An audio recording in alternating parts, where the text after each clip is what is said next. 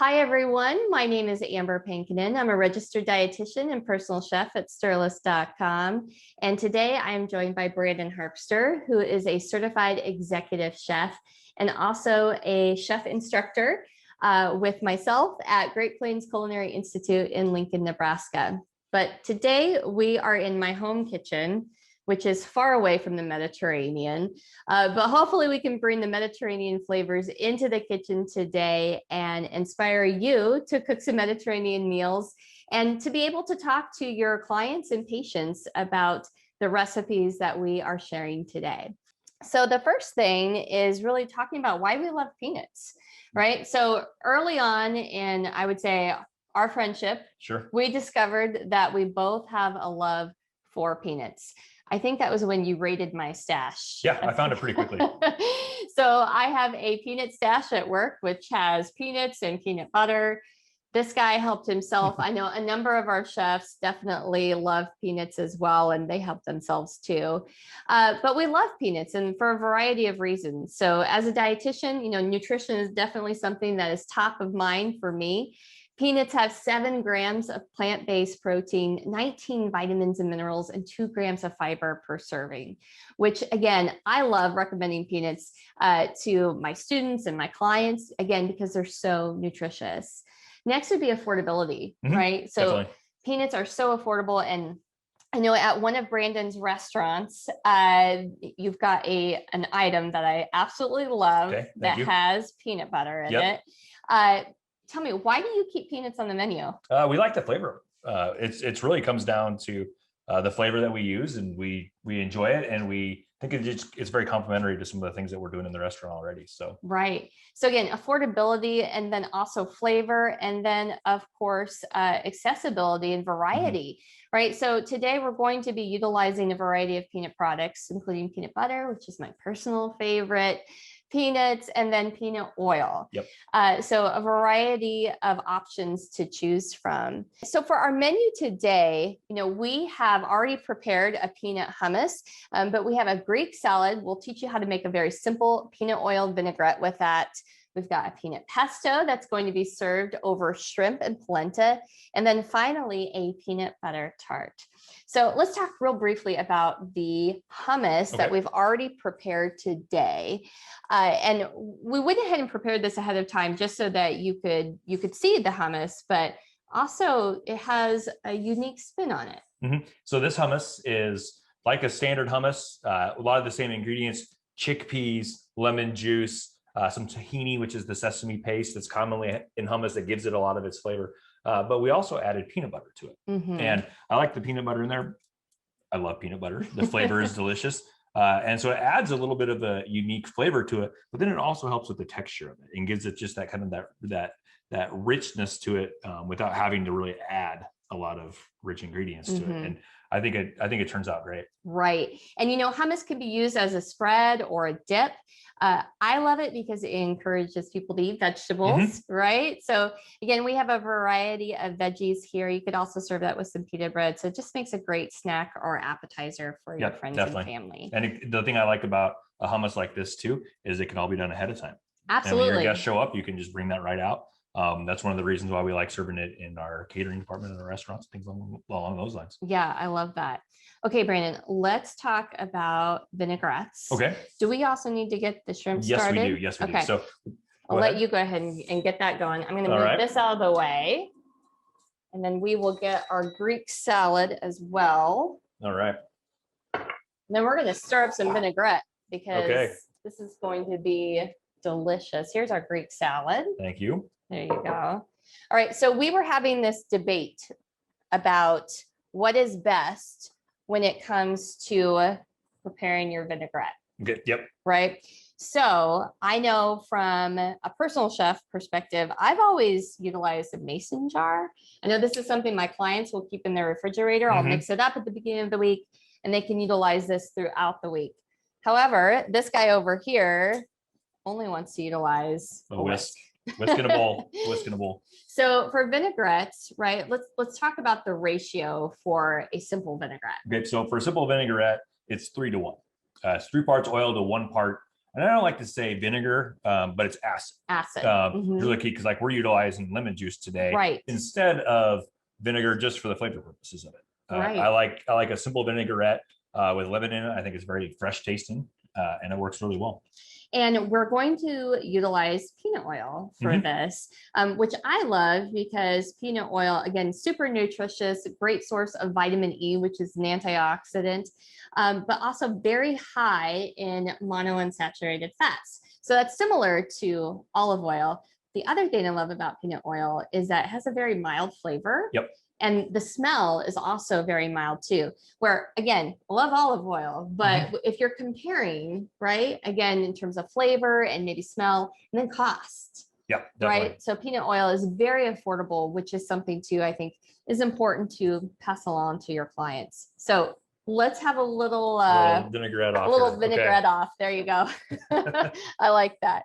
So why don't you go ahead and give us some ingredients? Some ingredients in here. Tell us what we're doing. So very simply, we're just going to put just a little bit of garlic in there. In each, we'll put a little bit of mine and a little bit in the mason jar. And then we're going to put, I like to use Dijon mustard in it. I find Dijon is very good. It helps bind the dressing a little bit so that it doesn't separate so easily. And then also the other thing that it really does is, it gives it that unique flavor, which I love Dijon mustard. And some creaminess too. Yep, I mean, it helps with that. You don't necessarily have to add the Dijon mustard, not at all. It does make it good. And then we're going to add our lemon juice. Just got a fresh lemon here, and we're just going to squeeze a half into each one. I don't want to squeeze lemon juice in your face, Chef. Thank you for not doing that. We appreciate it. I try not to do this. I tried to return the favor here. That's right. So now we're getting to the point where for Amber's, we have to put the salt and pepper in there too. So this is the other thing too that I like with making your own salad dressing is that you can control the amount of salt that you're putting in. You know, when we buy dressings that are already prepared at the grocery store, they're often very high in sodium and other fats and oils. Exactly. So this way we can control what's going in there. And before we start that real quickly, I'm going to get the shrimp on. Okay. So we have some shrimp that is just marinated. We just have some marinated shrimp here that's just easily marinated in a little bit of peanut oil, some lemon juice as well, and then some fresh dill. And we're going to put that right on our grill. And we have this grill pan here. Smells really ready good. To go. Again, I keep this is very fresh, easy way to cook the shrimp. We're going to let that go. Perfect. I'm going to give you those. Okay. Let's just put this over here. I wish they could smell this because it smells great. So really good. The flavor of that, the aroma of that dill, and then the lemon from it as well. So I'm also going to add some mint here to both these. And this is just some fresh chopped mint. I love mint in salads because it just really adds that freshness to it. And I put a little bit in the salad as well. We need a little oil. We need oil. We need oil. For yours, I'm just going to put the oil in. So again, he's eyeballing this, but 3-to-1 ratio is really what you're going for. But sometimes I like a little more acid. And that's the thing, the beauty about making it yourself is you can make that decision. You don't have to let it already be kind of predetermined for you. So so moment of truth here. So I stir with a whisk. Put my lid on. Amber gets her lid on. All right, and then I start adding my oil, and I stir as I go. He gets real fancy with it, real fancy. But a whisk is a very simple tool that everybody has. Everyone needs to have. Yeah, absolutely. Okay. Oh no, Chef, mine's looking. Yours is looking really good. Is it looking good? Let's switch angles here and let's show them. I think mine's looking pretty good too. I think mine looks better. I don't know about that, but I like it. And it smells so good. Yeah, it does. All right, so mine smells good. And then the only thing you could do, like I said, I usually recommend if we're doing this, a little less oil and then add a little bit more to start if you need to, or if you like that, the flavor that it's at with the amount of the acidity. I don't know, mine tastes pretty darn good. So does mine. I like it. And I love that peanut oil in it, again, because it's just such a mild flavor. Yep, exactly. And that's one of the great things about it, is it allows the flavor of the mint, the Dijon, and all those things kind of come through on its own. And then we can just easily pour this over our salad or serve it on the side and the people add it as they want to. I love it. Okay, let's talk pesto. All right, pesto. Pesto's fun. We'll switch this out real quick. So traditional pesto, Brandon, I know you and I were talking about this earlier, utilizes pine nuts. Yes. And basil, of course, but pine nuts right now are fairly expensive. And, because of the supply chain issues, we're also seeing maybe a delay in getting that product. Just accessibility, right? For sure. Right. So with this peanut pesto, we're utilizing peanuts, which is going to provide that texture at a much cheaper cost, I think, which is great. Yeah. Yeah. So we're going to start off. We're just going to add, making a pesto is very, very simple. It's really, for the most part, we're just going to be adding all of our basil in there. We're going to add our nuts, our Parmesan, some salt, and then also our garlic ahead of time. So we have all those ingredients in there, and then this is where we're going to emulsify it.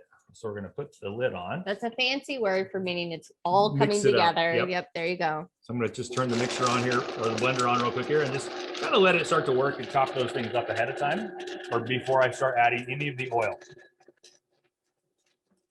And that's a good step, right? In order to just...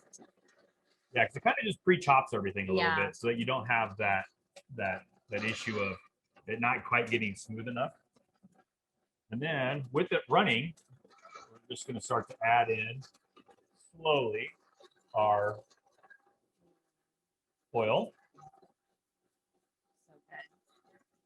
And I always love the smell of pesto when you're making it. You're getting all those oils from the basil and all of those things, and it just smells great. Very fresh smelling. Okay, so then I am going to real quickly just kind of tap it down a little bit to get all my ingredients kind of pushed back down there as they kind of kicked up onto the side. I'll blend it just for another second, and then we'll be good to go. It smells really good too. Definitely. And the flavor of this, I think, pairs really nicely with the shrimp which that I need to turn. We're grilling right now. So we have our shrimp, so I'm just going to give those a quick turn. Again, all of this fits in the Mediterranean diet. Yeah. Yeah. Go ahead and blend this just a little bit more. Great. What do you think? A little more oil? Yeah, let's add a little more oil. A little more? All right. Well, let's go ahead and do that. And this could be served over any protein or, as a sauce, right? With other things. Or basically anything that you would serve pesto with, you could serve this peanut pesto. Yeah, that's looking really good. It's really, really good. Yeah, the texture's coming together. Definitely. All right, we're good? Yeah. Cool. Okay, let me get this out of the way. Okay, thank you. And then I think our plate, I'm going to walk around you, Chef, and grab our plate for our shrimp. So on the base of this, Brandon, let's talk about what we have on the bottom. Okay. Which is? Polenta. Polenta. Yes. Yeah. And I'm going to grab the polenta. We have that already made, but it's very easy to make, and it fits. I think it pairs great with our. And it fits within the Mediterranean diet as well. So polenta's been around for a very long time, and we wanted to use polenta because we're embracing our Nebraska roots. Yes, definitely. It's always a great way to have corn on your menu year round without having to, when corn's not in season. So we'll just take this, and we're serving our polenta creamy today. You can also chill it ahead of time and it firms up, and then people will cut it into whichever shape they want to and kind of give it a sear. And so I'm just going to put the polenta kind of on the plate as a base. A lot of times people will say, a lot of times the American version of polenta is grits. And so I always have, I try to always really have one or the other on my menus at all times. The polenta or a grit. And so, yeah, the pesto looks great. I'm going to check our shrimp real quick here to see if they're Are there any plating tips or thoughts, recommendations on polenta on the plate? I usually always try to get it into the middle. And then the other thing with it is I always like to see the polenta hit the plate and it's going to relax and kind of just have that natural kind of that natural form that it does. So Right. our shrimp are good to go. They look absolutely delicious. So we're just going to put those right on the plate here. And I like to, when I plate something like this, I always try to get it so that I have the shrimp up. So just so I always kind of elevate it up off the plate a little bit. It's kind of a chef trick. It makes it look like it's a little more, it's kind of coming at you. Right. And then we're just going to spoon our pesto right over the top. And Brandon, let's talk about shrimp very quickly, because I know shrimp also fits within the Mediterranean diet. But, you know, when it comes to purchasing shrimp, what should people keep in mind? Keep in mind, you want them to look nice. You want them to look fresh. I like to buy and recommend for people to buy the easy peel shrimp. That means they've already been deveined. The shell's already split. So it's very easy to peel. You could leave those with the peel on if you wanted to.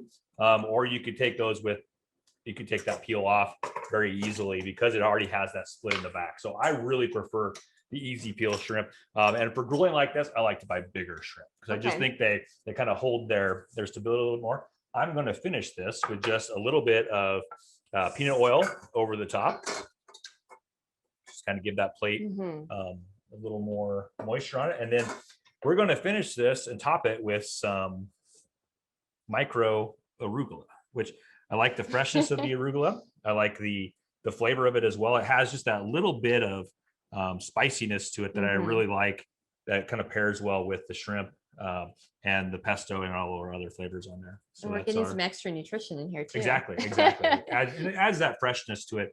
And it makes it look really nice and fresh. That looks really good. I'm excited about this. Yeah, me too. It's great. It's a great dish.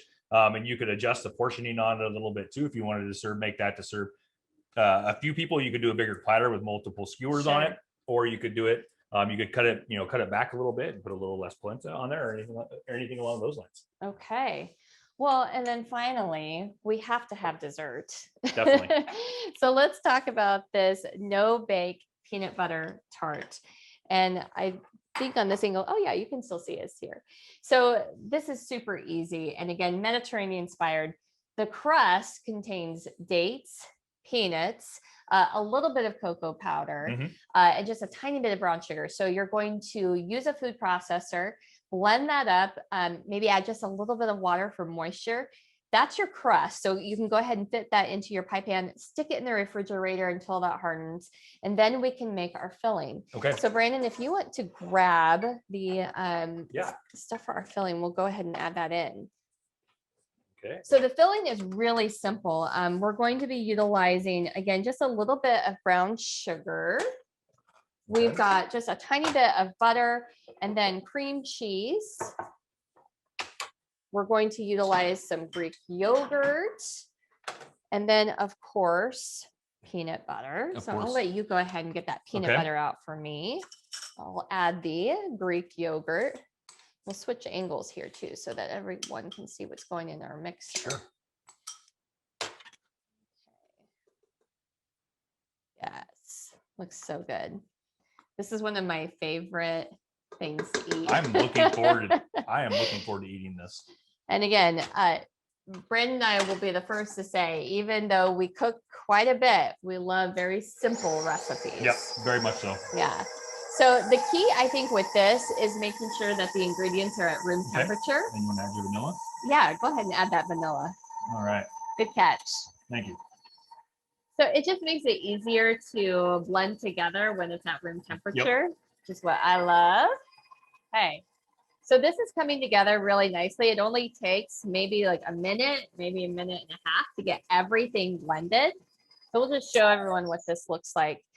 So this is the filling for the tart. And Brandon, if you want to grab that crust that's back behind you, we'll just show everyone what that looks like. So here's our crust.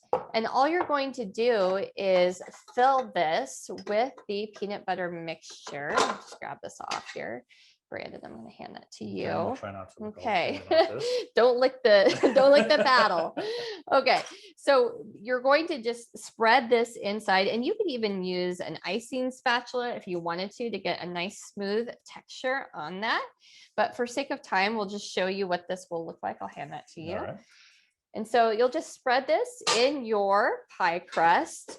And then what I did with the one that you see here is I put this in the refrigerator again for an hour, and then you can decorate this with fruits. So I know Dr. Sterling talked about the importance of berries in the Mediterranean diet. So of course you could utilize fruit on the top with some additional chopped peanuts. Looks delicious. Really, really easy dessert. Okay. All right, so we hope you enjoyed the recipes we shared today. It was a pleasure being with you, and we're happy to take any questions that you have.